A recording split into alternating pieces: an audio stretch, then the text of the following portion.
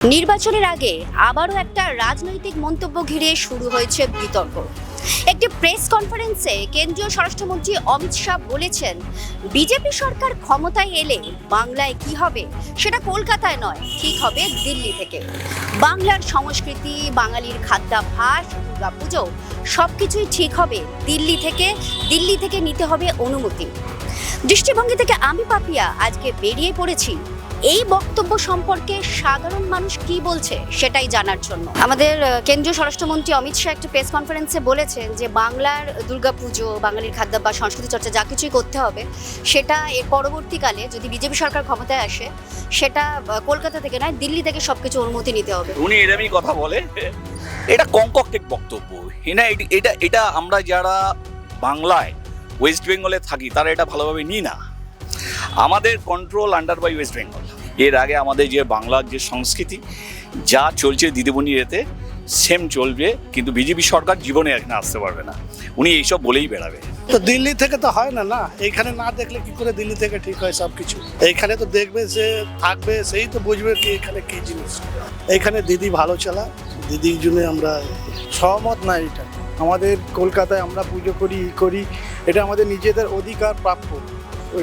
সেটাই বলতে চাই, আমরা যাতে এখানে স্বাধীনভাবে করতে পারি, অন্য সংস্থায় এসে যাতে এখানে না কিছু করতে পারে।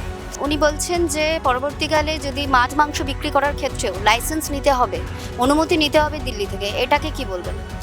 কখনোই আমি চাইবো না, অসম্ভব।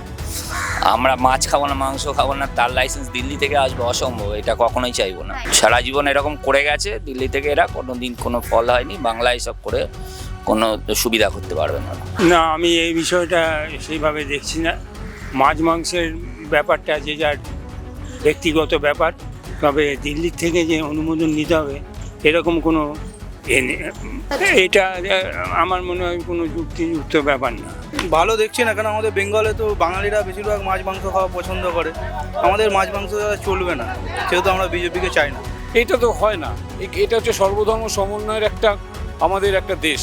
সেই দেশের তো আমরা তো ভারতবর্ষের মধ্যে পড়ি। সুতরাং আমরা কি খাবো, আমরা কি পরবো, আমরা কি করব, সেইটার ওপরে যদি কেউ এসে আমাদের আঘাত করে, এটা তো মানা যায় না। মাছ বাঙালিরা মাছ ভাত হবেই, এটা খাবেই, কিন্তু তার জন্য যে অন্য জায়গা থেকে পারমিশন নিয়ে আসতে হবে এটার কোনো মানে হয় না। মানুষ নিজের রুচিতে খায়, নিজের রুচিতে পড়ে। কেউ যদি এসে বলে যে আপনাকে এটাই খেতে হবে, তাহলে তো তার নীতিটাই ঠিক নয়। একটা প্রেস কনফারেন্সে অমিত শাহ বলেছেন যে বিজেপি সরকার ক্ষমতায় এলে বাংলায় যা কিছু সেটা আমাদের সংস্কৃতি, দুর্গাপুজো সবই দিল্লি থেকে অনুমতি নিয়ে করতে হবে। এটা নিয়ে কি বলবেন? এটা বলা মুশকিল, কারণ অমিত শাহের মতন ভাষা বলছে, আমরা আমাদের মতন ভাষা বলবো। অমিত শাহ হয়তো অমিত শাহের মতন চিন্তা ভাবনা করে এসছে। বাইরের লোক অনেক কিছুই ভাবতে পারে, যা হচ্ছে সবকিছু কিন্তু আমাদেরকে চাপিয়ে দেওয়া হচ্ছে। আমার বিজেপি সরকার সম্পর্কে কোনো কিছু বলারই নেই। আই ডোন্ট লাইক বিজেপি সরকার। ওনারা যেটা ভালো মনে করেন, ওনারা দিল্লিতে কেন, আমেরিকাতে গিয়েও দুর্গাপুজো পালন করুন। আমরা ওদের দৃষ্টিভঙ্গিটাকে নিজেদের দৃষ্টিভঙ্গি মনেই করছি না। আমি ওর দৃষ্টিভঙ্গি নিয়ে আমি কেন মাথা ব্যথা করতে যাব? আমার জায়গা দিয়ে আমাদের মনে হয় থাকলেই ভালো, আমাদের দিদি থাকলেই ভালো। পশ্চিমবঙ্গবাসী হিসাবে আপনি কি মনে করেন এই রাজ্যে যা কিছু নিয়ম করা উচিত সেটা রাজ্য থেকে হওয়া উচিত না অন্য রাজ্য থেকে হওয়া উচিত? না, রাজ্য থেকে তো হওয়া উচিত না, অন্য রাজ্য দিয়ে আসবে কেন? এতদিন যেটা হয়ে আসেনি ওটা হবে কেন? আমাদের স্বাধীন, আমরা কলকাতা যেরকম কাজ করছি, পশ্চিমবঙ্গে যেরকম কাজ করছি সেটাই হয়ে যাবে। অন্য রাজ্যের ডিসাইড নেওয়ার কোনো অধিকার নেই।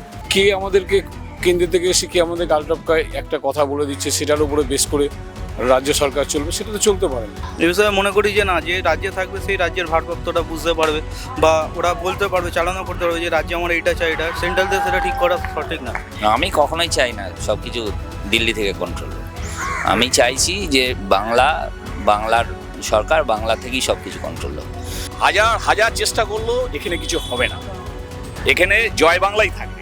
অনেকের কথাই শুনলাম আমরা, খুব স্বাভাবিকভাবেই সাধারণ মানুষের মধ্যে একটা উদ্বেগ সৃষ্টি হয়েছে। আপনার কি মতামত, আপনি কি ভাবছেন জানান নিচের কমেন্ট বক্সে। ভালো থাকুন, সুস্থ থাকুন, দৃষ্টিভঙ্গিকে সাথে রাখুন।